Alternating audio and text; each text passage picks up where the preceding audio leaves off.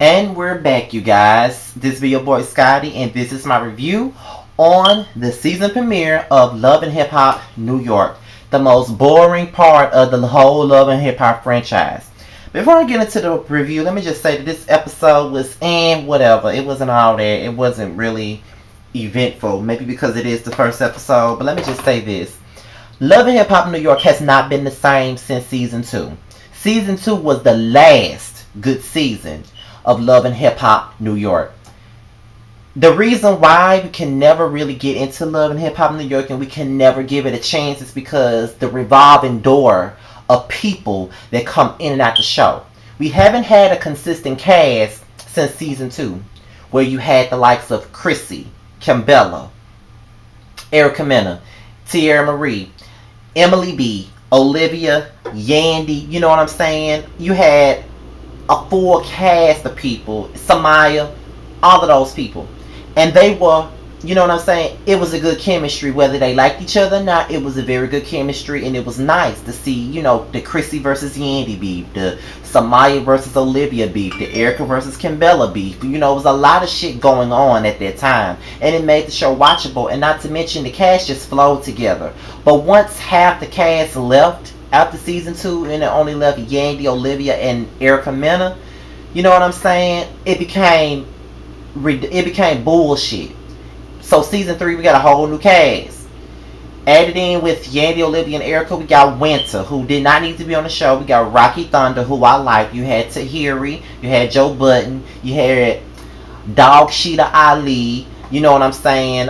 You had L'Oreal. You had a whole bunch of new people on that season. Half that cast got chopped in half, and then that brings us to last season, which was a little bit of a step up with the whole Tara and Amina thing. But even then, we couldn't really get into it because this was yet another batch of new people that we got a whole new cast we got to get into. Now this season we got a whole new cast. So if New York would let us get to know these bitches instead of constantly cutting people out, then maybe we would give this shit a chance. But the shit is just boring, and it's not really as good as Atlanta and Hollywood. Hollywood really came and upstaged at upstage New York as well. So whatever, I'm just gonna give it a chance though. Let me just start off with Erica and Sin. I'm getting so sick of these two fish eaters, I don't know what to do. First of all, they look like sisters, so incest out the ass. Number 2, I just don't like them. I don't like Erica Mena. I've never liked that bitch. I wish Naili would have whooped that bitch ass, but it is what it is. But I don't like Erica Mena. But they sitting up here talking about how they want to move in with each other, and Sin mad with Erica because she kissed Bow Wow and everything like that. And she talking about, well, Sin, I'm just being an entertainer for my fans, and they go crazy. You got fans, bitch? Okay, whatever. So, Sin just not really certain about whether she wants to move in with Miss Mena or not. So, Chrissy, this is a new chick named Chrissy, and she's with this producer named Chink Santana. And I remember Chink Santana because he did a lot of work for Ashanti. He worked on Keisha Cole's first album. And if you really want to know who he is, he was Keisha Cole's love interest in the I Shoulda Cheated video. So apparently he's with Chrissy, but he's going through a divorce with the mother of his child. They have not yet finalized the divorce, and Chrissy is pressing him to get that divorce final. But he feels like because there's kids involved, he wants to do it carefully and not just throw the divorce out there. But he's trying to take the proper precautions and the proper steps of the situation. So with that being said, this is pretty much like some bitch that he met while he was off from his wife. So he's technically still married, but he's with Chrissy. And you know what I'm saying? He wants to move to New York to be with Chrissy, but that's how the situation goes with that. So Cisco and Diamond. Cisco was recently with Jennifer Williams of Basketball Wives fame. He used to be with her. Diamond Strawberry is apparently the daughter of a baseball player by the name of Daryl Strawberry. And she lives in LA, but this guy lives in New York. And he's obviously produced for people like Tank and such and such and such and such. They've been together for the past 2 years, long distance. She wants to move to New York, but you can tell by the look in his eyes that he don't want that bitch nowhere near New York because they live in 3,000 miles away. So he got her on one end, and while he's in New York, he can do whatever the fuck he want to do. Fuck whatever bitch he want to fuck and keep it moving. Go to whatever strip club he wants to visit and everything like that. So with that being said, Diamond wants to move away leave her child, leave her family, leave everything to pursue a modeling career and to be with him. Bitch, I believe it's way more to that than just you want to pursue your modeling career. You want to be with that man. And some of you bitches are really, really dumb to leave your motherfucking child for the likes of a man who is obviously cheating on you. When you first brought up the fact that you was in NYC, that you wanted to move to NYC, he didn't want you to move there. You know what I'm saying? He did not want you to move there. Why? Because he want to have his cake and eat it too and do what the fuck he want to do. That's what it is. And bitch, you can't even see that, but I can already tell by the previews that you giving me stupid bitch. That's what you're going to be giving me. You're going to give me stupid bitch tease. Because you leave your family and your child behind for some nigga who don't give a fuck about you. You know what I'm saying? He already said that he's a different person in LA than he is in New York. In LA, he's your man, but in New York, he's the king around this bitch. He can do whatever he want to do. He got women all over the place. He can do whatever the fuck he want to do. So with that being said, he don't mean your ass no good. And the fact that you sitting up here risking your child's, you know, your parenthood to be with this motherfucker ain't shit. And I can't deal.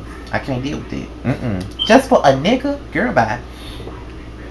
So apparently, you know what I'm saying, Rich is back. He meets up with Chrissy. And they talk about doing business together. But Chrissy says that she doesn't want Erica Mena to be a part of it. Simply because they have a history together. Apparently, Erica Mena was an escort for Chrissy when she was a madam back in New York. And they ran in the same circle of people. And she recently seen Erica and she was talking shit about her to her people. So now when she sees Erica, she wants to whoop her motherfucking ass or handle that shit or check her, whatever it is. So they trying to find models. Because apparently Chrissy works with the modeling industry. So her and Rich are looking for models. Erica shows up while Chrissy and, you know, Rich is doing their business. Chrissy's already getting annoyed because, you know what I'm saying, he's going to go out to talk to somebody else. So he says he's not going to have her waiting too long. He's going to go out there and talk to whomever it is he's talking to. So him and Erica had this conversation about performance fees and the fact that none of the songs that she made any type of money, which I know they did. Who would want to buy a record of American Men? Whatever. And you know what I'm saying, she felt like he took advantage of her and he understood her concerns. So then Chrissy started getting fed up with the fact that Rich had her waiting for so long. So she come out there, as soon as she see Erica Mena, it goes haywire. She put her ass on blast, being an escort, whoring for her, and all types of shit. And it makes Erica pissed off to the point she wants to punch the bitch. The bitch put her on blast. So a lot of y'all, when I was at work, I was looking at the tweets just to see how the show was going. And I want to say that I don't have a problem with Chrissy. Y'all calling Chrissy messy and y'all saying that she a hating ass bitch. But honestly, y'all, I don't like Erica. So anybody that's on the show to take that bitch down, I'm all for it. Now, I might change my mind right now, you know, as the seasons go on. But I can't stand Erica. And I would like to see her be turned down a notch or two. I can't stand Erica. So that's that with it. So, Tara, Peter, and Amina. Apparently, Amina and Peter are expecting a little girl. And there's, you know, Tara, there's still some situations with Tara. Tara is still upset with Peter about marrying Amina and getting her pregnant. And now she doesn't want Amina around her kids. Amina feels like they should have Jameson and Cass around the motherfucking kids. And I do agree with that. Now, Tara, you can be mad at Peter all you want to. And you can be mad at Amina. But don't keep the kids away from each other. You know what I'm saying? At the end of the day, Amina is still that man's wife. No matter how she came to be his wife, that's still his fucking wife. And you got to respect that. She's about to have his 8th child. Jameson and Cass need to be around their sister. You need to know that and you need to get out your feelings. Peter comes over to Tara's house to pick up the kids. And he wants to love up on Tara and everything like that. And you know, when she was working out with Maurice, it just seems like something was going on. Like, girl, ooh, whatever. So, he wants to love up on Tara. Tara, you know, pushes him away and says he made up his mind. He was with Amina. He need to move the fuck on like everybody else is. Who gives a fuck, whatever. So, that's the end of that. So, with Yandy and Mendeecees, this was the best thing about Love and Hip Hop. Yandy and Mendeecees. Mendeecees get out of jail. And it's an emotional reunion between him and Yandy. And the next thing you know, they want to talk about surprising Lil Mendeecees. So Yandy and Lil Mendeecees is at the park talking on the bench, and they talking about inviting people. And the next thing you know, he gets a tap on his head, and there was Mendeecees, and Lil Mendeecees had this emotional reunion, and they cried and everything like that. I thought that was so sweet. And you know, I'm not the type of nigga to cry, but I wanted to shed me some tears when I seen that shit.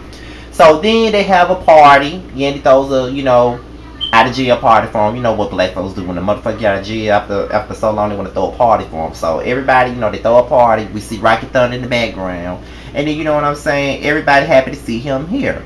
They go to Las Vegas, and they get ready to get married. Now I must have missed something because I'm thinking that Yandy finna marry him, but when they get to the chapel, she was like, "Oh, I'm so sorry," and I'm like, "What the fuck happened?" Maybe I need to watch that part again. But that's really my review on Love and Hip Hop New York episode 1. It really wasn't all that, but I'm going to try to watch it through the season or whatever.